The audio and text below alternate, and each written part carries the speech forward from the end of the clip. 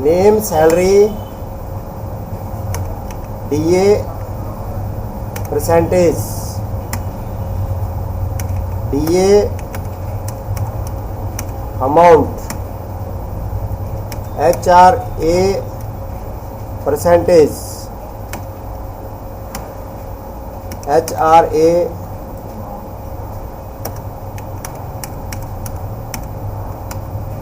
TDS percentage, TDS amount,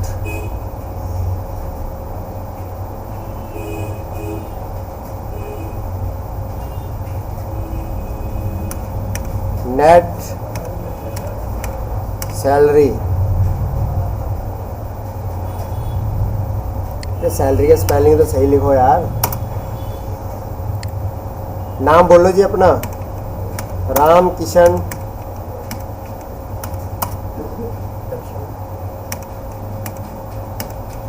सक्षम जी, सक्षम जी, रोशन जी, अनीता जी,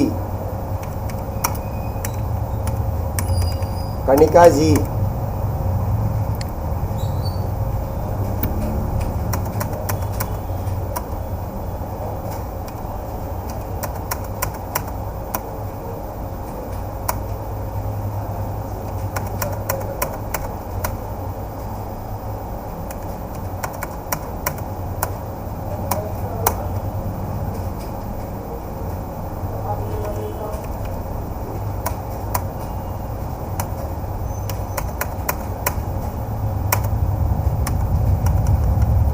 देखो हमने कहा इक्वल टू इफ, हमने कहा इफ यदि उसकी B2 में जो सैलरी है अगर ग्रेटर देन और इक्वल टू है किसके, किसके भैया,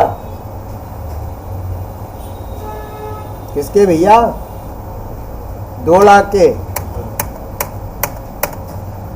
अगर उसकी सैलरी ज्यादा है, ग्रेटर देन और इक्वल टू है 2 लाख के, तो उसको DA कितने परसेंट मिले,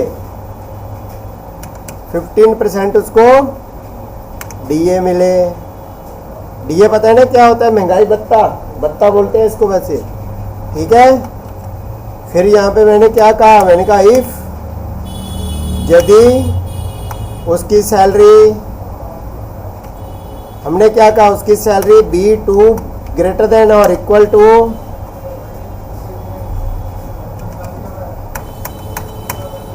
1,50,000 से ज़्यादा है तो उसको 10% मिले,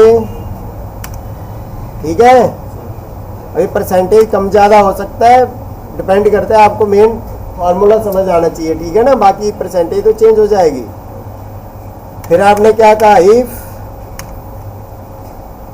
B2 ग्रेटर देन और इक्वल टू 1 लाख, तो कितना मिलेगा उसको, 5% दिलवा देते हैं ना। फिर हमने क्या कहा, इफ B2 ग्रेटर देन और इक्वल टू किसके है, B2 बड़ा या बराबर है किसके, 50,000 के, तो उसको कितना DA मिले, 5%,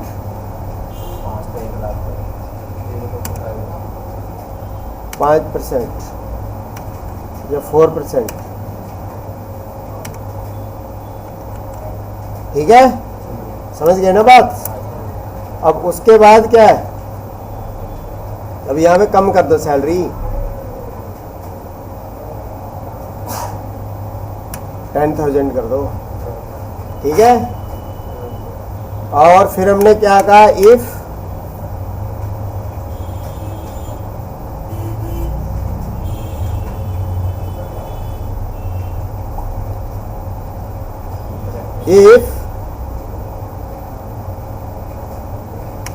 अगर सैलरी क्या है, इफ छोटी है किससे?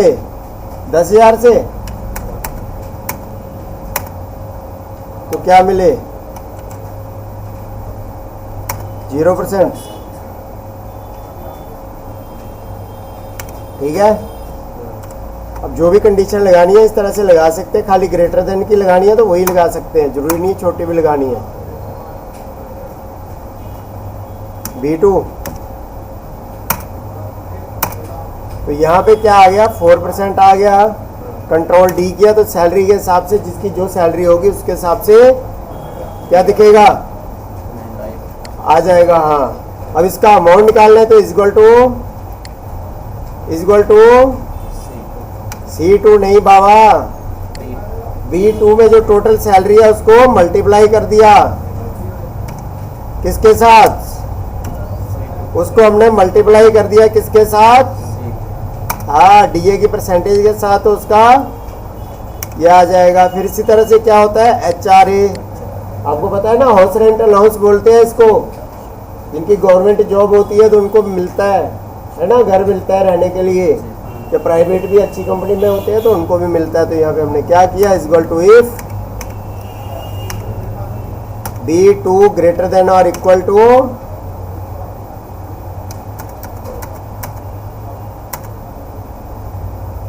ठीक है। अगर 2 लाख से ज्यादा सैलरी है उसकी तो उसको कितना मिलेगा? जरूरी है 15 ही होगा, कम ज्यादा भी तो हो सकता है, 10% भी हो सकता है। ठीक है। फिर हमने क्या कहा? इफ उसकी सैलरी बड़ी है जब बराबर है, बड़ी है जब बराबर है किसके? 1 लाख के, तो कितना मिलेगा उसको? 5%। ठीक है। फिर यहाँ पे मैंने क्या कहा? इफ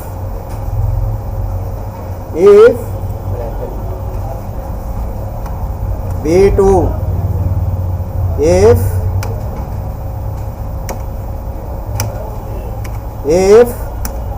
B2 बड़ा है जब बराबर है किसके?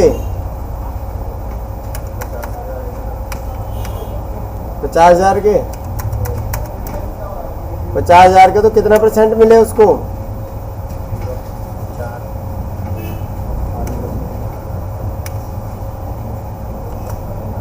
5% तो हो गया ना, 2% कर दो ना। हाँ, जो भी है कर लो। ठीक है। फिर उसके बाद क्या हमारा? इफ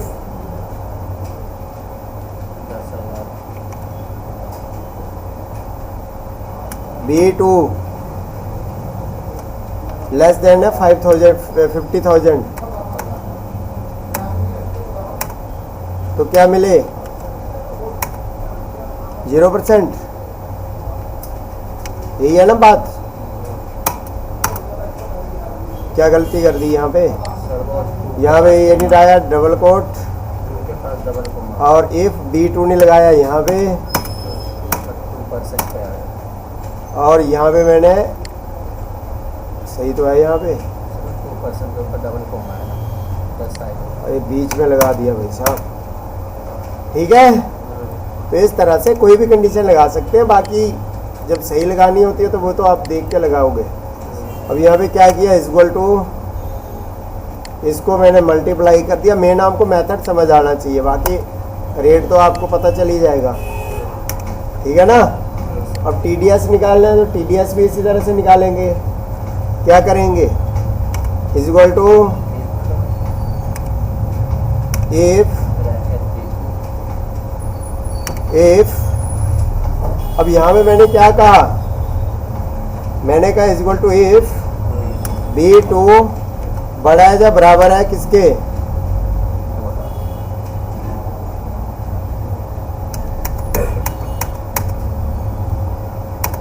अगर बड़ा या बराबर है 20 लाख के, ठीक है, तो इसका कितना % कटे? 15% कटे। ठीक है। ये एनुअली डाल दिया मैंने TDS। ठीक है ना। मंथली फिर अपने आप ही निकल जाएगा, और मंथली निकालना है मंथली निकाल लो, बाकी एनुअली बाद में पता चल जाएगा। मंथली कर लो। चलो, तो यहाँ पे मैंने कहा उसकी सैलरी 2 लाख से बड़ी है तो उसका 15% क्या कटे, TDS कटे, सैलरी से कटता है ये, ठीक है। हाँ, फिर मैंने क्या कहा, इफ B2 बड़ा है या बराबर है किसके, किससे, B2 मैंने कहा अगर बड़ा है या बराबर है किसके,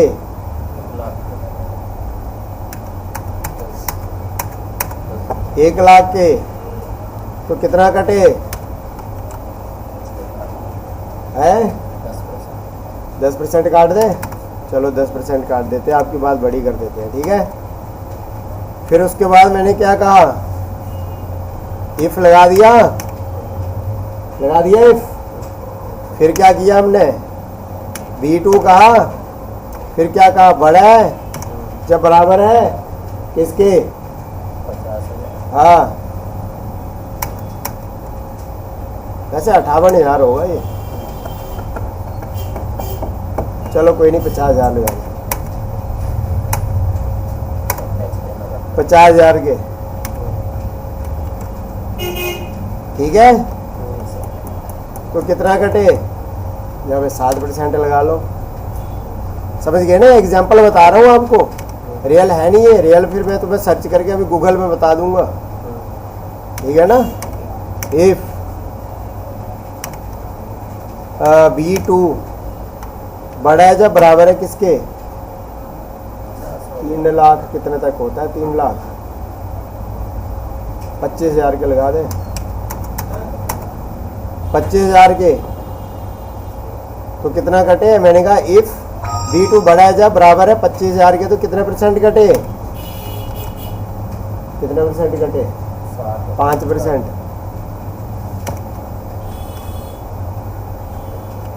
5% कटे। फिर यहाँ पे हमने क्या कहा, इफ फिर B2 छोटा है किसके, 25,000 से अगर छोटा हो तो फिर तो क्या बेचारा इनकम देगा, क्या नहाएगा क्या निचोड़ेगा, है ना, यही बात समझ लो।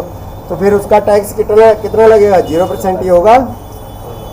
हमने कहा इफ B2 छोटा है 25,000 से तो कितना कटे, 0%। समझ आ गई बात। अभी यहाँ पे कंट्रोल D कर दिया।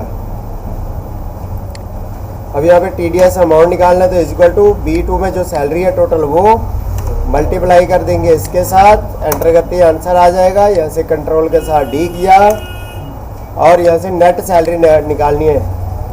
क्या निकालनी है, हाँ, जो लेके घर को आएगा काट पीट के, इक्वल टू B2 के साथ क्या हो जाएगा, प्लस B2 प्लस हो जाएगा क्या, DA का अमाउंट, प्लस हो जाएगा क्या, हाउस रेंट अलाउंस, माइनस हो जाएगा क्या, TDS, सैलरी से कटेगी, है ना। तो उसकी सैलरी तो 50,000 थी, लेकिन लेके क्या गया, 49,500, कंट्रोल D कर दिया, ठीक है। समझ आ गया इसमें। तो इस तरह से कर सकते हैं, फार्मूला लगा सकते हैं, ठीक है ना। समझ आ गई बात, चलो आ गई तो करो इसको।